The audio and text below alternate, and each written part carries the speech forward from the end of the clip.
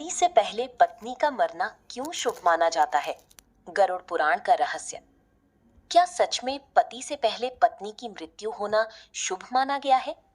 क्या गरुड़ पुराण में ऐसा कोई रहस्य लिखा है जिसे सुनकर लोग हैरान रह जाते हैं? और अगर किसी स्त्री की मृत्यु उसके पति के जीवित रहते हो जाए तो क्या उसे विशेष पुण्य मिलता है? इन सवालों की जवाब जानकर शायद आपकी सोच बदल जाए, क्योंकि आज हम गरुड़ पुराण में वर्णित एक ऐसी रहस्य के बारे में जानेंगे जिसे बहुत कम लोग सही रूप में समझते हैं। वीडियो को अंत तक जरूर देखिए, क्योंकि आखिर में हम जानेंगे कि गरुड़ पुराण वास्तव में इस विषय पर क्या कहता है।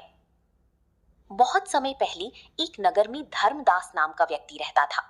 वह भगवान विष्णु का भक्त था और उसकी पत्नी सावित्री अत्यंत पतिव्रता, धार्मिक और दयालु स्त्री थी। दोनों का जीवन प्रेम और विश्वास से भरा हुआ था। सावित्री हर दिन अपने पति की सेवा करती, घर के सभी लोगों का सम्मान करती और भगवान का स्मरण करती थी। समय बीतता गया। एक दिन सावित्री गंभीर रूप से बीमार पड़ गई। वैद्य बुलाए गए, दवाइयां दी गईं, पूजा पाठ कराया गया, लेकिन उसकी हालत लगातार बिगड़ती गई। जब उसे महसूस हुआ कि उसका अंतिम समय निकट है, तब उसने अपने पति का हाथ पकड़कर कहा, स्वामी, यदि मैंने जीवन भर आपका सम्मान किया है, धर्म का पालन किया है और किसी का बुरा नहीं किया, तो भगवान मुझे अपने चरणों में स्थान दे। ये कहकर उसने भगवान विष्णु का नाम लिया और शांत भाव से अपने प्राण त्याग दिए। सावित्री की मृत्यु के बाद धर्मदास पूरी तरह टूट गया। उसके मन में एक ही प्रश्न था, भगवान ने मेरी पत्नी को मुझसे पहले क्यों बुला लिया? कुछ समय बाद एक संत उसके घर आए। धर्मदास ने उनसे वही प्रश्न पूछा। संत मुस्कुराए और बोले, पुत्र, संसार में जो कुछ होता है वो केवल बाहरी दृष्टि से नहीं समझा जा सकता। कई बार जो दुख दिखाई देता है उसके पीछे ईश्वर की कोई गहरी व्यवस्था होती है। संत ने आगे कहा, गरुड़ पुराण में बताया गया है कि यदि कोई स्त्री अपने जीवन में धर्म, सदाचार, सेवा और पतिव्रत का पालन करती है तो उसके कर्म उसे उच्च लोकों की प्राप्ति कराते हैं। लेकिन इसका अर्थ ये नहीं है कि पति से पहले मृत्यु होना अपने आप में शुभ है। शुभ या अशुभ का निर्णय मृत्यु के समय से नहीं, बल्कि पूरे जीवन के कर्मों से होता है। धर्मदास ये सुनकर आश्चर्य में पड़ गया। उसे लगा था कि शायद केवल पहले मृत्यु हो जाने से ही कोई विशेष फल मिलता होगा, लेकिन संत ने उसकी गलतफहमी दूर कर दी। संत ने आगे एक और रहस्य बताया। उन्होंने कहा, गरुड़ पुराण में बार बार कर्मों की महिमा का वर्णन किया गया है। मनुष्य का सम्मान उसकी जन्म, धन या मृत्यु के समय से नहीं, बल्कि उसके कर्मों से होता है। यदि कोई व्यक्ति जीवन भर अधर्म करे और फिर किसी विशेष परिस्थिति में मृत्यु हो जाए तो उसे केवल उस कारण से श्रेष्ठ फल नहीं मिल सकता। उसी प्रकार यदि कोई स्त्री धर्मपरायण जीवन जीती है तो उसके शुभ कर्म ही उसे ऊंची गति प्रदान करते हैं। उसकी मृत्यु पति से पहले हुई या बाद में, ये सबसे महत्वपूर्ण बात नहीं है। ये सुनकर धर्मदास के मन का भ्रम दूर होने लगा, लेकिन उसके मन में एक और प्रश्न था।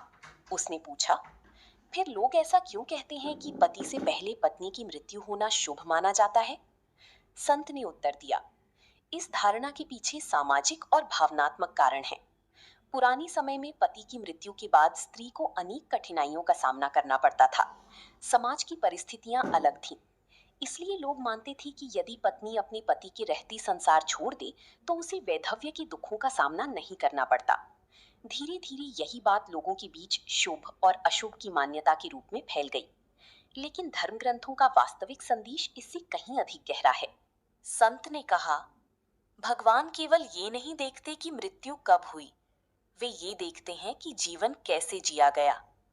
जिसने सत्य बोला, जिसने दूसरों की सहायता की, जिसने माता पिता का सम्मान किया, जिसने किसी को कष्ट नहीं पहुंचाया, जिसने भगवान का स्मरण किया, वास्तव में वही व्यक्ति शुभ गति का अधिकारी बनता है। सावित्री का जीवन ऐसा ही था। वो दयालु थी, धार्मिक थी, सेवाभावी थी। उसने कभी किसी के प्रति द्वेष नहीं रखा। इसी कारण उसकी मृत्यु के बाद नगर के सभी लोग उसके सद्गुणों की चर्चा करने लगे। लोगों ने कहा, सच्ची महानता जीवन के अंत में नहीं, बल्कि जीवन की प्रत्येक कर्म में छिपी होती है। समय बीतता गया। धर्मदास ने भी संत की बातों को अपने जीवन में उतार लिया। अब वो पत्नी के वियोग में रोता तो था, लेकिन उसके मन में शिकायत नहीं थी। उसे समझ आ गया था कि ईश्वर का न्याय केवल बाहरी घटनाओं से नहीं, बल्कि कर्मों के आधार पर होता है। उसने और अधिक भक्ति, सेवा और सत्कर्म करने शुरू कर दिए और धीरे धीरे उसका जीवन फिर से शांति की ओर बढ़ने लगा।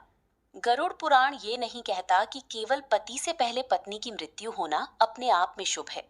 गरुड़ पुराण का मुख्य संदेश ये है कि मनुष्य की गति उसके कर्मों से निर्धारित होती है।